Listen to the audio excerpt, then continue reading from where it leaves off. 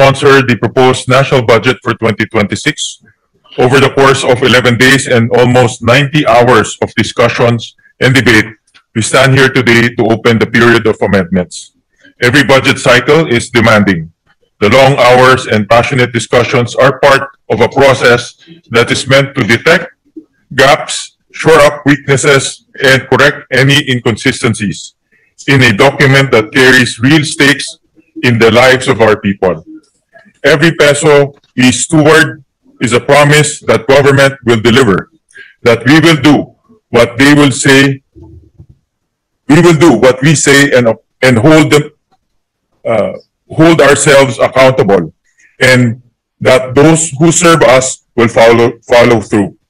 Mr. President, I move for the adoption of the amendments contained in Committee Report number 18 and that the same be used as reference for individual amendments.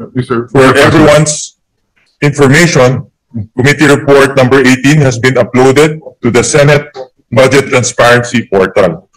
Further, consistent with the commitment of the Senate for a transparent budget process that aims to restore the people's trust in Congress and the government, all proposed individual amendments shall be read on the floor and submitted for the body's consideration.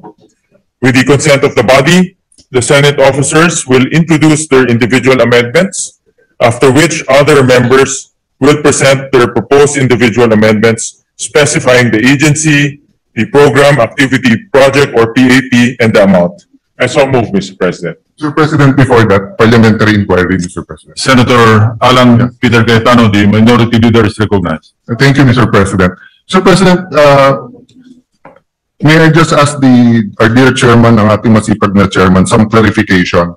So yung committee report that you submitted after the committee briefings, yan ang basis natin today. Correct. Correct. Okay. And we started, I think, tama ba 11 days tayo nag-interpellation? Tama po. Okay. So are you saying walang amendments after the 11-day interpellation?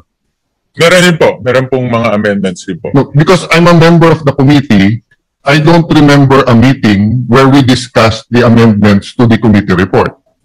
Meron din pong mga amendments na ipropose. Yes. Di ba last day po tayo nag-interpellation Friday? Friday. Oh, after that, hindi nag-meeting ang committee. Hindi po. Hindi po. So, sino nag-decide sa amendments? Today po, ang ipropose ay mga individual amendments. So, yung committee amendments was naka-subsume na po dun sa committee report, Mr. No, President. so again, just That we passed. no, so that I didn't clarify that. The committee submitted a committee report Correct. that you sponsored. Yes. Okay. Mr. President. From that time to today, may amendments ba ang committee? Wala. Wala na po kasi ang committee amendments nasa committee report na po. No. So lahat ngayon is Yes. individual amendments. You're talking about the committee report that you filed and you sponsored. Yes. Okay. So what I'm saying is that useless pala yung 11 days natin. Kasi kaya nga tayo nag-interpellate nun and kaya natin sinasabi sa mga vice chairman na to consider kasi nga ipapasok sa committee amendments yon. Actually, So are we saying that exactly etong binigay nyo na summary plus the soft copy? I understand the soft copy kasi kung titignan mo yung mga libro, ang kakapal nun. And of course, I congratulate you for that innovation and I heard you got a lot of students, di ba, nag-AI and kinimay nyo yung budget. But I'm saying is that kaya tayo nag-interpellation para nga yung committee ma-present sa buong 24 and based sa interpellation, pagtingin ng committee tama, magko-committee amendments. Yes. So if you're saying no committee amendments, does that mean that none of our interpellation hit the spot? Actually, ang committee amendments po came in the form of the committee report. No. Yun po yung aming sinamit. No, the committee report was your amendments to the GAB. Yes, tama ho. Yes. So what we're talking about here today, the committee amendments, is the amendments to the committee report. Yung amendments po to the committee report will come in the form of individual amendments. Yes, so I'm Yes. clarifying, so there is no committee Wala po. amendments. Wala po. Kasi Yes, so yung committee report po is the committee Yes. amendments. So if there's no committee amendments, that means that none of our interpellation hit the spot. Because if many of the vice chairman, even the chairman, when we were making the recommendations, halimbawa sa akin, dun sa anti-stunting, was saying, yes, we'll look into it and everything. So kung walang committee amendments ngayon, Yeah.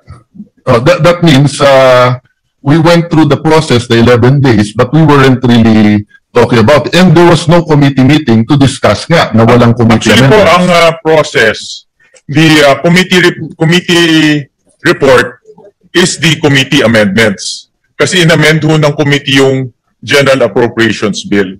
So any succeeding amendments will come in the form of individual amendments. Let me correct that, Mr. President, and you correct me if I'm wrong, no? In local bills, bills regarding taxes, and appropriation bills, we have to wait for the House of Representatives. So based on their bill, you have a committee hearings, in this case briefing para hindi tayo mahuli, you submit a committee report. But when you submit the committee report, may period of interpellation. Yeah. After the period of interpellation, period of amendments. So doon sa period of amendments, meron pong committee amendments kung nakita yung committee, yung point ng individual members. So unlike an ordinary bill, we have the Senate version. So hindi nyo ina-amend yung sa House. Kasi Senate version kaagad eh. So yes, you're correct that this summary here amended the House version, the GAB. But it did not amend your committee report. Yeah. Because, Mr. President, we agreed several individual meetings, you had caucus sa groups natin, that iibay natin yung proseso and we will make it very transparent. So if what we're saying, Mr. Chairman, I'm saying this with all due respect and I appreciate the work you're doing. If you're saying now that eto na rin yung amendments from the House, I want to point out that parang baliwala naman yung interpellation. Now, having said that, kung eto na yung sa House, in the spirit of transparency, I'd like to know who moved. So for example, no, sa Department of Education, it's good na dagdagan ng 78 billion. Sino ang nag-propose nito? But for example, sa state universities, 9B lang. Punong-puno. At saka yung iba per unit napakababa. So hindi maka-keep up yung state universities. If you look at DNR, nabawasan ang budget ng DNR. That's part of why binabaha tayo. It's not only flood control. It's also because of violations to not only rules and regulations of DNR, but because of going against nature. If you look at DPWH from 880, naging 624 sa House, binawasan pa natin ng 55, when all the economists are telling us that yung fastest at best sa ating ekonomiya ay infrastructure. If you look at DSWD, I admire you na kahit ito'y departamento ng kapatid mo, 31B ang nawala. But I think isa sa pinakakailangan natin ngayon yung DSWD. So I can go on and on, Mr. President. But if we're going to say full transparency at eto na yung committee work, wouldn't it be fair that malaman natin? Kasi like ako, ni isa dito, wala akong amendment. Ni isa dito. But I'm a member of all the committees and subcommittee. But no one ever, I was invited to all the briefings, but I was never invited to make the amendments here. So I was thinking, may committee amendments ngayon, and then we can discuss it and vote on it, di ba? Actually, ang nangyari pong process ay because this is a revenue measure, so it emanated from the lower house. At nagkaroon ho tayo ng mga budget briefings, and then nagpadala ho tayo ng notice to everyone in writing that a technical working group will be formed. And may mga senators na nagpadala ng mga amendments sila.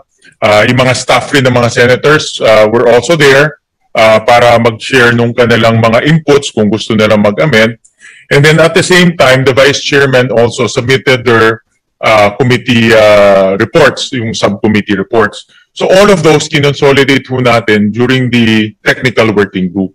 So that became the committee amendments through a committee report. Since this is a revenue measure, all amendments by the committee will come in the form of the committee report. So the succeeding, ito pong ginawa natin naman sa plenary, kung meron pang mga iba pang amendments, it will come in the form of individual amendments. Let me clarify, Mr. President. It's an appropriation bill. Yes. So, sorry, it's an appropriation bill. So Sorry. the same, kasi chairman ka rin ng so the same process, Mr. Chairman.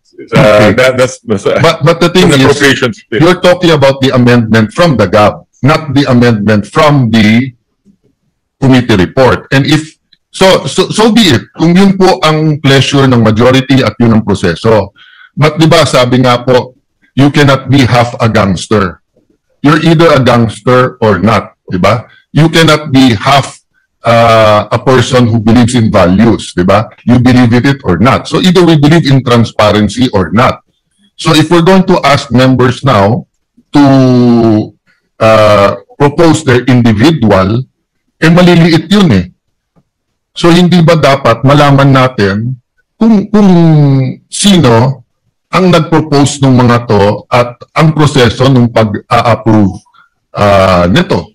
Diba? So kung meron dito may advocacy na itaas yung intelligence fund ng ganitong agency, o kung justified yun, okay. Kung meron dito ang gusto itaas ang per day na pagkain ng preso, maganda din naman yun, di ba? So dapat alam natin kung sino yun.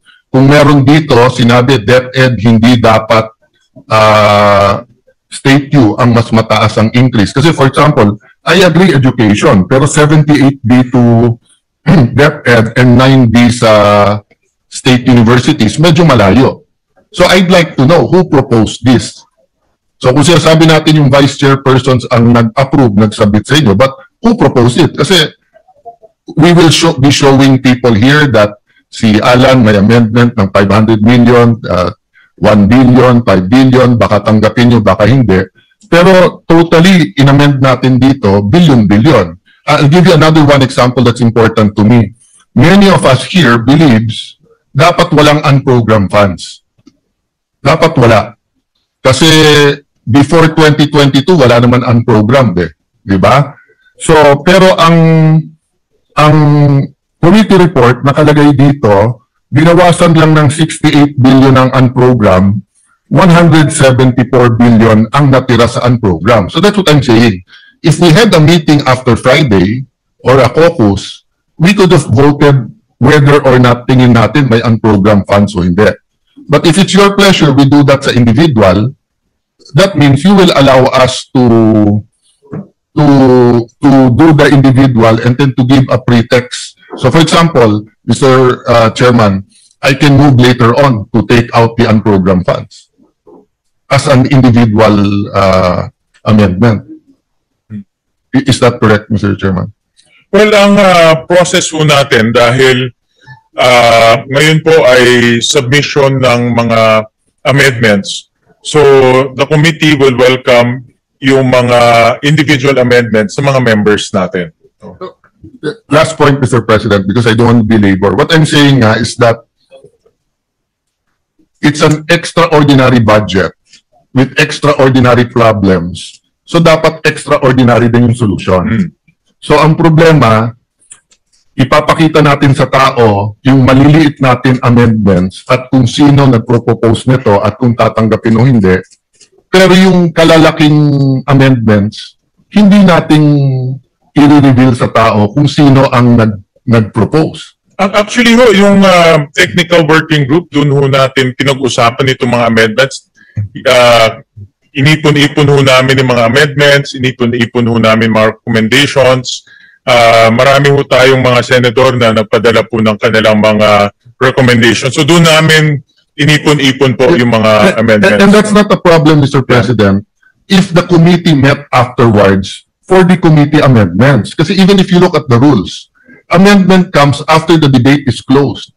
So lumalabas, baliwala yung 11 days natin na debate eh.